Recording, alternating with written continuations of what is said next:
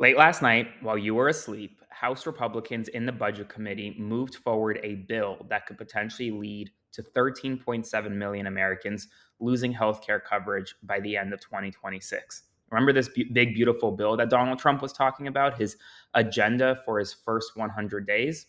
Well, the House Budget Committee, after failing to vote it out of committee earlier last week, late last night voted to advance it to the next stage. This budget committee bill would cut Medicaid, cut SNAP, and harm millions of Americans. The vote was 17 to 16 to advance it. Four Republicans didn't vote, instead, voting present. These four Republicans are further to the right. They wanted to see faster and more cuts to programs like Medicaid. We'll see what happens next. What we don't know right now is what deals were cut, other than the fact that House leadership in the Republican side have allegedly agreed to push new Medicaid work requirements up to take effect at the end of 2026 versus later. Like I said, folks, if this bill passes, 13.7 million Americans could potentially lose healthcare coverage. It is a significant piece of legislation. Now, here's what's next. It will now go to the Rules Committee in the House of Representatives, who is expected to take it up at 1 a.m. on Wednesday. For some reason, they want to do this in the night when everyone is asleep, not when everyone is awake and watching. At 1 a.m., the Rules Committee, or Thursday morning, will consider it. And then afterwards, if that passes, it'll then go to the full House of Representatives for a vote. It's unclear. It's probably not right now. House Republicans don't have the votes to pass this, so we'll see what happens there. If it passes the House, it'll then go to the Senate, which will have major changes to this legislation, and then it'll go to the president's desk if it passes. But there are a lot of steps before it ever gets there. And Mike Johnson has said that he will keep the House in session over Memorial Day to pass this bill, but we don't even know if he has the votes. Now, folks, as an aside, if you want to support my work, a lot of folks have been asking the easiest way to do so. Click the button below, become a paid subscriber to my Substack today, or consider sending a one-time donation to my Venmo to Aaron, Aaron -Parnas, Parnas, to support my work.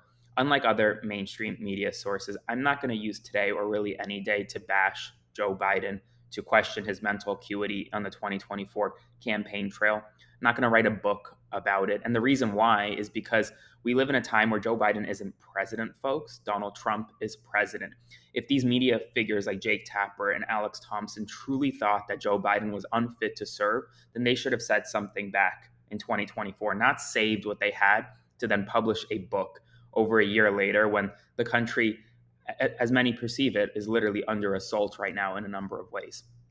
Speaking of President Biden's cancer diagnosis was announced yesterday, an aggressive form of prostate cancer. This morning, President Biden and his wife Jill posted their first personal response following the diagnosis, saying, "Cancer touches us all. Like so many of you, Jill and I have learned that we are strongest in the broken places. Thank you for lifting us up with love and support." Donald Trump Jr., meanwhile, took to Twitter to attack Joe Biden, saying, "What I want to know is, how did Dr. Joe Biden miss stage 5 metastatic cancer, or is this yet another cover-up?" Two issues there. Number one, there's no evidence that there's stage 5 cancer here. But number two, Dr. Biden is not a medical doctor, and Donald Trump Jr. knows that. Ed Martin, the current pardon attorney at the Department of Justice, following the diagnosis, announced that he's opening an investigation into President Biden's pardons, saying, quote, "The integrity of the American pardon system means we need to look into these pardons and figure out exactly who was involved and what happened. We'll get to the bottom of it. You can count on that."